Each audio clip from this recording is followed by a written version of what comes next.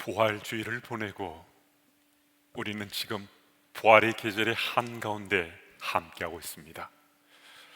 부활은 영원한 생명에 대한 약속이요, 그 약속을 넘어선 영생에 대한 뚜렷한 표징이라고 말할 수 있습니다. 부활신앙이 있으면 천국에 대해서는 당연히 믿게 됩니다. 반면 부활신앙이 없으면 천국에 대해 제대로 된 믿음을 가질 수 없습니다. 천국에 대한 믿음의 확신이 있으십니까? 아마도 우리 가운데 대부분은 천국에 대해서 믿고 계실 거예요. 예수님을 구주로 믿게 되고 교회에 출석하게 되었을 때 우리 주 관심사 중 하나가 천국에 대한 것이었거든요. 나는 죽으면 천국에 가게 될 거야 하는 믿음이 다 있었습니다. 교회 출석하고 예수님을 구주로 고백하고 교회 생활에 익숙해지고 신앙의 연륜도 깊어져 가고 있는데 어느 날 어느 순간 보니까 내 믿음의 삶에 천국에 대한 나의 삶의 얘기들이 빗겨나 있는 것을 알게 됐습니다. 우리 관심사가 미래에 다가올 어느 날 그 천국에 대한 이 삶보다 지금 현실적인 교회 사역이나 세상 것 속에 더 쏠려 있어서 우리 주 관심사였던 천국이 우리 소망의 후 관심사가 되고 말았다는 것입니다. 그런데 여러분, 우리 믿음의 삶에 천국에 대한 소망, 천국에 대한 기대감이 희미해지면 오늘 우리 신앙의 현 주소가 뭔가가 좀 문제가 생긴 겁니다. 영적 건강성의 이 척도에 있어서도 조금 문제가 좀 나타나고 있는 것이라 할 수 있습니다. 그래서 오늘 우리 함께 스스로에게 물어보는 겁니다. 천국은 안녕하십니까? 천국에 대해서 내 믿음의 삶으로 잘 준비하며 살고 있는가 하는 것입니다. 천국이 안녕하지 못하고 불안하거나 염려, 걱정이 된다면 나의 신앙의 현 주소를 다시 한 번 더 체킹해 볼 수 있어야 됩니다. 고린도후서 5장 1절 말씀을 제가 읽습니다. 만일 땅에 있는 우리 장막집이 무너지면 하나님께서 지으신 집 곧 손으로 지은 것이 아니요 하늘에 있는 영원한 집이 우리에게 있는 줄 아느니라. 불신자인 세상 사람들은 죽음 이후를 생각하면 다 끝나는 거구나, 모든 것이 끝났다라고 생각합니다. 또 뭔지 모를 불안한 마음으로 그 다음 세상에 대한 두려움이 있습니다. 무슨 얘기입니까? 죽음 이후의 세계에 대해서 두렵다는 거죠. 무섭다는 거죠. 왜 그런 줄 아십니까? 영원한 집에 대한 믿음이 없기 때문입니다. 영원한 집에 대한 소망이 없기 때문입니다. 우리는 죽음 이후에 영원한 집이 있다는 이 사실을 믿는데 믿지 않는 불신자들은 영원한 집에 대한 믿음이 없기 때문에 그 소망 자체가 없는 거잖아요. 이 구절이 영원한 집은 천국을 말씀합니다.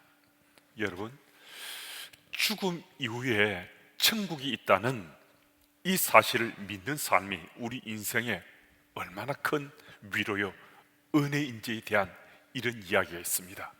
이 이야기는 생명의 삶에 실려있는 글입니다. 자녀의 영적인 면에 특별한 관심을 가지고 있었던 가장이 있었습니다. 아빠는 어느 날 7살짜리 아들에게 천국에 대해서 한번 이야기해 보라고 말했습니다. 그랬더니 7살짜리 아들이 상기된 표정으로 이렇게 말했습니다. 제 생각에는요, 우리가 천국에 가면 천사가 커다란 책을 보면서 우리 이름을 부를 거예요. 먼저는 천사가 아빠 이름을 부르겠죠? 그러면 아빠는 여기요 라고 대답하실 거예요. 그리고 그 다음은 천사가 엄마 이름을 부를 거예요. 그럼 엄마도 여기요 라고 대답하실 거예요. 그리고 제 이름을 부르겠죠? 천사가 제 이름을 부르면 저는 점프할 거예요. 제 키가 작아서 천사가 잘 볼 수 없겠기에 저는 소리치면서 여기요 라고 말할 거예요. 그런데 이 과정에 비극적인 사고가 일어났습니다. 통학버스를 타러 가던 이 어린 아들이 차에 치여서 치명상을 입고 말았습니다. 아이가 혼수 상태에 빠져 있었는데 새벽 무렵 어린 아들의 몸이 미세하게 움직였습니다. 가족들의 시선이 그 아이의 얼굴을 주시했습니다. 아이의 입술이 조금 움직였습니다. 그리고 아들의 마지막 그 한마디는 가족들에게 희망이 되고 위로가 되고 은혜가 되는 그 한마디였습니다. 어린 아들은 너무나 명료해서 모두가 알아들을 수 있는 이 말을 했습니다. 여기요! 사랑한 아들을 이 땅에서는 다시는 볼 수 없었지만 지독한 슬픔 가운데 아들의 죽음을 맞아야 했지만 가족들은 천국에서 다시 아들을 볼 수 있다는 이 소망으로 위로와 평안을 누릴 수가 있었습니다. 무슨 말씀입니까? 가족들이 천국을 믿는다는 거예요. 가족들은 언젠가 자기들 천국에 가면 사랑하는 아들을 볼 수 있다라고 모두가 천국에 대한 믿음이 있었다는 겁니다. 우리들이 이 글을 나누면서 가족들이 천국이 있다는 그 사실을 믿고 있어서 정말 다행이다, 정말 감사하다, 이런 생각들 드시잖아요. 천국에 대한 믿음이 있기에 지금 그들 앞에 이 지독한 슬픔을 이겨내고 또 감당하고 있는 것이니까요. 그런데 오늘 본문 2절 말씀을 보면 천국은 우리가 생각할 수 있는 것보다 훨씬 더 놀랍고도 아름다운 하나님 나라라는 사실이 바울이 우리에게 밝혀주고 있습니다. 고린도후서 5장 1절 말씀을 근거로 하면 바울은 천국을 다녀온 사람인데 그가 이렇게 고백합니다. 2절 말씀을 제가 읽습니다. 참으로 우리가 여기서 탄식하며 하늘로부터 오는 우리 처소로 덧입기를 간절히 사모하노라. 바울은 영원한 집이 있다는 것을 이미 체험했기 때문에 그는 이 땅의 삶보다 천국의 삶을 더 사모한다는 겁니다. 우린 사실 천국보다 이 세상에 더 살고 싶지 않습니까? 천국에 가려면 죽어야 되는데 아직 죽기 싫다는 거죠. 어떤 상황이나 환경에 있을 때 나 정말 죽고 싶다, 이런 생각을 가지는 분이 혹 있을 수 있을지 모르겠지만은 아직은 나는 천국 가기 싫다고, 나는 아직 죽으면 안 되라고 생각들 합니다. 왜냐하면 아직은 세상에 내가 할 일이 더 많이 남아있고 내가 책임질 일들도 적지 않기 때문에 아직은 천국에 갈 수 없어, 이런 생각들을 하며 살고 계시지 않습니까? 근데 바울은 우리들 보고 당신들이 몰라서 그렇지 천국은 우리가 생각하는 것, 도대체 우리가 비교할 수 있는 것, 그 자체가 말이 안 될 정도로 천국이 너무나 좋다는 겁니다. 천국 가면 죽을 것이 생명의 삼킨 밥가 되고 천국에서는 다시는 죽음을 맛보지 않고 영원토록 영생을 누리며 살게 된다는 겁니다. 그러면서 우리들에게 천국에 대한 사모함을 더 갖도록 일깨워주고 있습니다. 4절 5절 말씀은 우리 한번 같이 읽어보겠습니다. 4절 5절요. 참으로 이 장막에 있는 우리가 짐진 것 같이 탄식하는 것은 벗고자 함이 아니요 오히려 덧입고자 함이니 죽을 것이 생명의 삼킨 바 되게 하려 함이라. 곧 이것을 우리에게 이루게 하시고 보증으로 성령을 우리에게 주신 이는 하나님이시니라. 아멘. 바울은 죽음의 삶이 끝이 아니라는 거예요. 예수를 믿는 자는 죽음 이후에 천국에 입성하게 되고 영원한 생명을 누린다는 그 사실을 자신은 너무나 확신을 갖고 믿고 있다는 겁니다. 그래서 이 서신을 받는 고린도 교우들도 천국에 대한 이런 확신을 가져달라고 지금 명하고 있는 거거든요. 무슨 말씀이신가? 이 구절에서 중요한 것은 바울의 천국에 대한 믿음이 아니라 고린도 교우들의 천국에 대한 믿음을 말씀하고 있습니다. 그리고 지금 이 순간은, 이 아침에 예배자로 함께한 우리들에게 천국에 대한 믿음을 가지라고 말씀해 주고 있습니다. 그래서 바울은 이 구절을 통해서 놀라운 하나님 은혜를 말씀합니다. 하나님께서 우리가 영원한 생명을 누릴 수 있도록, 천국에 대해서 믿을 수 있도록 성령을 주셨다라고 말씀하고 있습니다. 이 구절과 연결해서 고린도전서 12장 3절 말씀을 제가 읽겠습니다. 그러므로 내가 너희에게 알리노니 하나님 영으로 말하는 자는 누구든지 예수를 저주할 자라 하지 아니하고 또 성령으로 아니하고는 누구든지 예수를 주시라 할 수 없느니라. 아멘. 예수님을 우리가 주라고 고백할 수 있는 것은 누가 우리와 함께하고 계시다는 거죠. 누가 우리와 함께 하시기에 우리 예수님을 구주로 고백할 수 있습니까? 그럼요, 성령님이 우리와 함께 하시기 때문에 우리는 예수님을 구주로 고백할 수 있습니다. 그리고 이 말씀과 오늘 본문이 고린도후서 5장 4절 5절 말씀을 연결해 보면요, 이 말씀은 참 의미 있는 메시지를 전해줍니다. 우리가 진심으로 예수님을 구주로 고백하게 되면 성령이 우리 속에 내주한다는 그 사실을 체험하면 우리가 살게 되는 거거든요. 그럼 성령이 우리 속에 내주하시는 그분이 우리들에게 천국에 대해서 확신을 갖도록, 천국에서 영원한 생명을 누릴 수 있도록 우리들에게 일깨워 주시고 또 우리의 믿음의 삶에 그것을 보장해 주신다는 겁니다. 여러분들도 저도 예수님 그리스도로 고백하고 믿고 살고 있습니다. 우리 속에는 성령이 내주하고 계시다는 거예요. 그러하다면 이제 천국에서의 영원한 생명에 대해서 우리는 사모함과 기대감을 가지고 일상 속에 살아야 된다는 겁니다. 이 자리에 함께한 우리들이 진심으로 천국에 대한 사모함을 가지고 기대감을 가지고 살게 되면요, 우리 믿음의 삶은 정말 달라질 수 있습니다. 일상의 세상살이에 우리 삶도 달라지게 됩니다. 이로 인해 우리 인생의 가치 기준이 달라지기 때문에 우리가 지금껏 꽉 붙잡고 있었던 것, 그것 놀랍게도 우리 내려놓을 수 있습니다. 우리를 얽매고 있던, 우리를 사로잡고 있던 세상 것들로부터 우리는 훨씬 더 점점 더 자유해 가면서 우리 살아갈 수 있습니다. 사람을 대하는 나의 시선도 마음도 달라지게 됩니다. 사람에 대해서도 이제 내 주변에 있는 사람을 더 존중하게 되고 그 사람들이 정말 소중한 사람이라는 사실을 일깨움받고 살아갈 수 있습니다. 뿐만 아니라 세상적인 것들, 그 부질없는 것들에 더 이상 더 많이 취하려고, 더 많이 쌓아가려고, 더 애쓰고 노력하느라고 나의 소중한 시간들을 낭비하거나 탕진하지 않습니다.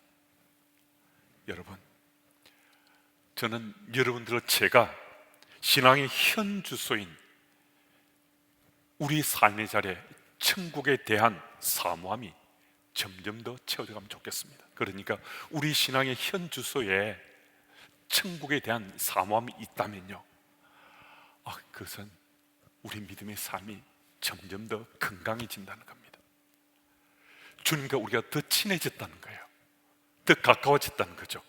그래서 천국에서 영원한 생명을 누릴 사람인데 하는 이 자의식을 가지고 살아가면 정말 우리가 세상 살아가는 삶의 자리가 달라질 수 있다는 거거든요. 우리가 아직 생명의 수가 남아있어서 천국에 가지는 않았지만 천국의 일부도 말씀을 통해서 이 땅에서 우리는 체험하며 누리며 살 수 있습니다. 그 굉장한 거거든요. 아직 우린 죽지 않았잖아요. 천국에 가지 않았잖아요. 근데 말씀을 통해서 천국에 대해서 확신을 갖게 되면 우린 그 일부지만은 세상 속에 살면서 우리 누리며 살 수 있다는 겁니다. 여러분, 우리의 천국이 안녕하냐고 누가 물으신다면 이제는 나의 천국은 안녕하다고 화답할 수 있는 여러분들이 되시기를 축복합니다. 그리고 9절 말씀을 제가 읽습니다. 그런즉 우리는 몸으로 있든지 떠나든지 주를 기쁘시게 하는 자가 되기를 힘쓰노라. 천국에서 영원한 삶을 사모한다는 것이 혹 현실에 대한 부정이나 현실의 삶을 회피하는 것이다라고 생각하는 분이 간혹 계시기도 합니다. 이건 그렇지 않습니다.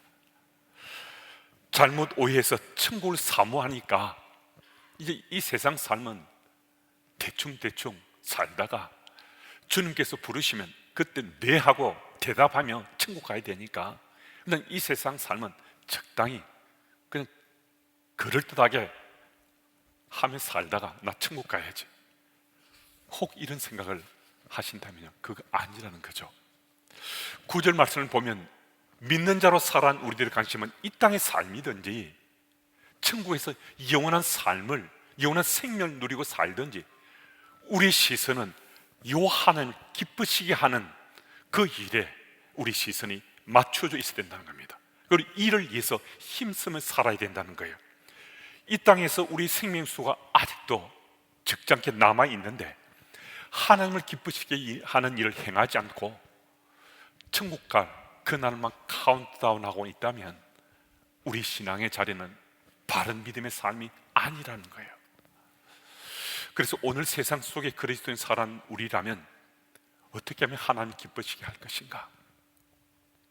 하나님을 기쁘시게 하기 위해서 나는 어떤 삶을 살아야 될지 아주 분명하게 구체적으로 그 삶을 찾아가면서 믿음의 삶을 충실하고 성실하게 우리 살아야 된다는 겁니다. 그리고 바울은 이어서 아주 중요한 말씀을 우리에게 말씀하고 있습니다. 10절 말씀을 제가 읽습니다. 이는 우리가 다 반드시 그리스도의 심판대 앞에 나타나게 되어 각각 선악간에 그 몸으로 행한 것을 따라 받으려 함이라. 왜 우리가 주를 기쁘시게 하여야 되는지 말씀하고 있습니다. 우리 모두가 그리스도의 심판대 앞에 서야 된다는 것입니다. 우리가 선악간에 행한 일에 심판을 받는다는 거예요. 우리가 하나님 기쁘시게 하는 그 삶을 살며 충실하게 성실히 이 땅을 살았다면 심판대 앞에 우리 다 서게 되지만은 심판을 통해서 천국에 이르러 영원한 생명을 누리게 된다는 겁니다. 그런데 하나님 기쁘시게 하는 삶을 살지 않으면 심판을 통해서 천국에 가지 못하고 영벌에 떨어지고 만다라고 말씀해 주는 겁니다. 그리고 이 구절을 좀 더 자세히 보시면요, 다 반드시라고 기록되어 있습니다. 어느 누구도 예가 없다는 거예요. 어느 누구도 건너뛸 수 없다는 겁니다. 모두가 다 심판을 받게 되는데 우리에게 소망이 있는 것은 우리는 천국에 입성할 수 있고 영원한 생명을 누리는 영생의 심판을 우리가 받게 될 수 있다는 겁니다. 우리는 참 복 있는 사람이라 할 수 있는데요, 우리는 이미 예수는 그리스도로 믿고 고백하는 사람이지 않습니까? 그러니 천국에 대한 소망이 다 있는 사람인데 어느 순간에 좀 우리가 비껴나설 수 있고 좀 밀쳐서 멀리 두었을 수 있습니다. 오늘 이 아침에 이 말씀을 우리가 내 마음밭에 담으면서 천국에 대한 소망을 다시 한 번 더 일깨움 받는 겁니다. 천국에 대해서 다시 한 번 더 일상 속에 기대하고 또 소망하면서 우리 살아야 되겠구나, 이 결심하면 된다는 겁니다. 얼마 전에 우리 교회 모 집사님이 천국에 입성하셨습니다. 남겨진 가족들은 사랑하는 남편을 또 사랑하는 아버지를 떠나보내는 것이 쉽지 않았지만 유가족들은 천국에서 만남을 소망하면서 기대하면서 천국으로 집사님을 환송했습니다. 그리고 그 슬픔은 아직 가시지 않았지만 천국에서의 만남의 그 소망을 가슴팍에 담고 있습니다. 어떻게 그것이 가능한가? 영원한 하나님 나라 천국이 있다고 믿었기 때문입니다. 그 사실을 지금 믿고 있기 때문입니다. 4월 부활의 계절에 저도 사랑하는 가족을 천국으로 환송했습니다. 제 사랑하는 딸도, 제 사랑하는 어머님도, 장모님도 4월 이 부활의 계절에 천국으로 환송했습니다. 그 4월 부활의 계절이면 예전에는 참 사무치도록 그리움으로 몸살을 앓곤 했습니다. 많이 아프기도 했습니다. 하지만 이제 더 이상 아파하지 않습니다. 제 가슴팍에는 스티그마로, 흔적으로 천국이 새겨졌기 때문입니다. 천국에 대한 확신 가지고 일상 속에 살고 있기 때문에 사무치는 그리움은 여전하지만은 소망을 가지고 천국을 기대하며 오늘도 살고 있습니다. 그래서 저는 이 땅에 발딛고 살고 있지만은 일상 속에 천국의 일부를 체험하며 살고 있습니다. 제 딸과 제 어머님과 장모님을 다시 만날 수 있다는 소망 가지고 저는 살기 때문에 아직 전 천국에 가지 않았지만은 천국의 일부를 느끼고 누리며 살고 있는 거죠. 그 아이와 그분들이 제 믿음의 눈으로 보여지고 느껴지는데 더 이상 어찌 제가 더 아파하고 가슴 찌겠습니까? 그래서 저는 천국이 실존한다는 것을 일상 속에 느끼고 누리며 살고 있습니다. 그래서 저는 때때로 천국의 제 가족들에게 천국이 안녕하냐고 묻습니다. 그러면 미소 지으면서 천국이 안녕하다고 대답해 줍니다. 그래서 저는 천국 갈 준비를 매일매일 참 열심히 하는 편입니다. 그래서 제게 천국은 언제나 안녕합니다. 우리 천국은 안녕하십니까? 주께서 이 예배의 자리에 오늘 우리를 부르시고 다시 한 번 더 우리 천국이 안녕하시냐고 우리에게 주께서 물으신다면 우리는 우리 천국이 안녕하다고 대답할 수 있도록 천국 갈 준비를 잘 하시는 여러분들이 다 되실 바랍니다. 믿는 자인 우리들의 최고의 소망은 영원한 하나님 나라 천국에 가는 것, 그것 잊지 마시고 기대감을 가지시고 소망 가지고 살아가심으로 복 있는 하나님 사람들이 다 되시길 축복합니다. 하나님 아버지, 4월 부활의 계절에 우리들이 천국의 영원한 생명을 누릴 바로 그 사람이라는 말씀을 마음에 담으며 예배케 하시니 참 감사합니다. 언젠가 주님 부르시면 그가 누구든 주님 앞에 서야 할 터인데 천국 갈 그날을 잘 준비하며 살아가는 주의 백성이 다 될 수 있도록 인도하옵소서. 그래서 우리들의 천국은 안녕할 수 있도록 잘 준비하는 주의 백성이 다 될 수 있도록 주께서 도와주길 원합니다. 부활의 계절을 보내는 이번 한 주간도 우리 마음밭에 천국이 체험되고 누려지기를 예수님 이름으로 기도드립니다.